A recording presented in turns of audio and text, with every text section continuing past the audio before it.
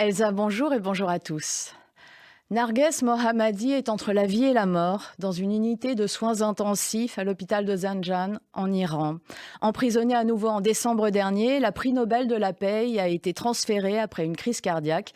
Une de plus, car si la volonté de la journaliste défenseuse des droits humains résiste encore, son corps, lui, commence à lâcher. Alors que nos commentateurs ont les yeux rivés sur le détroit d'Ormuz, la théocratie iranienne continue de sévir contre son peuple, comme elle le fait depuis 47 ans. Elle ne se contente pas d'emprisonner ses opposants, elle les consume lentement derrière les murs de ses prisons, jusqu'à ce que le corps fasse ce que les convictions refusent, céder. Mais personne ne pourra dire qu'il ne savait pas les souffrances de Narges Mohammadi. Opération cardiaque en 2022, troubles pulmonaires sévères, problèmes neurologiques, première crise cardiaque en mars dernier. Mi-avril, le médecin légiste de Zanjan lui-même reconnaissait que son état nécessitait l'interruption temporaire de son incarcération. Mais la suspension de sa peine a été refusée par le procureur de Téhéran. Les avocats de la courageuse militante qui ont saisi le haut-commissaire des Nations Unies aux droits humains Volker Türk dénoncent des actes assimilables à de la torture. Et ils rappellent que la théocratie iranienne transforme l'absence de soins en arme politique.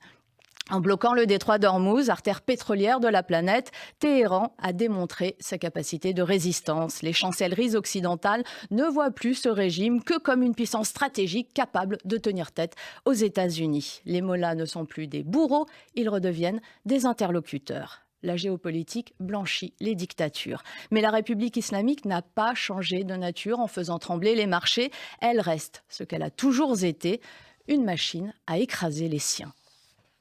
Voilà, vous pourrez lire ce billet dans la revue Franc-Tireur en kiosque cette semaine. Vous y lirez ce billet, mais aussi l'éditorial de Caroline Fourès. Ça s'appelle « Médias sous pression », où il est notamment question de ceux qui s'insurgent de l'arrivée d'Eugénie Bastier, journaliste emblématique du Figaro, sur France Télévisions, où elle sera éditorialiste dans l'émission L'heure de vérité durant l'année électorale qui s'annonce. Spoiler, ils ont tort. Caroline Fourès vous explique pourquoi.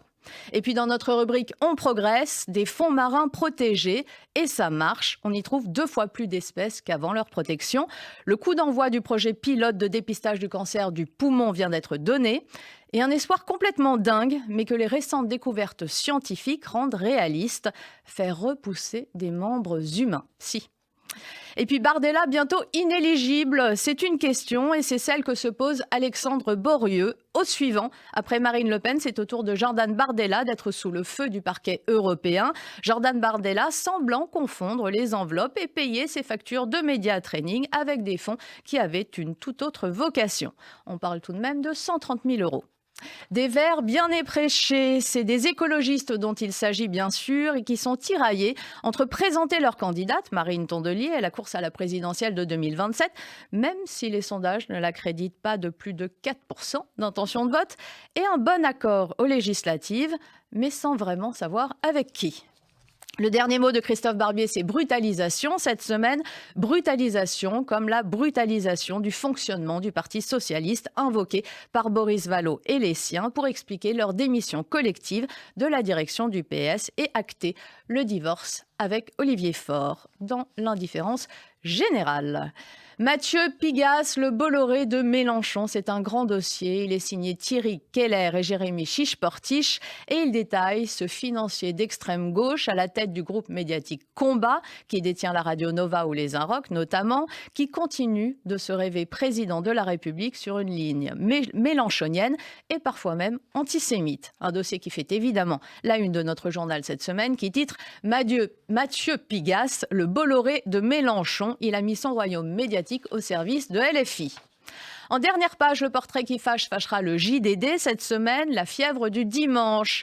Qu'est vraiment devenu ce journal qui n'a pas changé de nom en passant sous pavillon Bolloré ? Un agitateur de peur et le porte-flingue de son actionnaire, notamment, comme nous l'explique David Medioni. Plein de choses encore dans ce numéro 235 de Franc-Tireur et l'édito de Raphaël Enthoven à mots ouverts.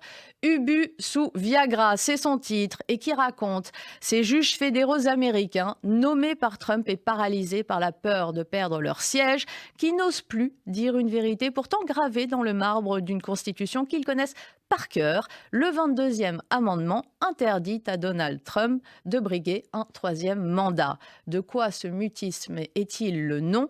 La réponse avec Raphaël Enthoven.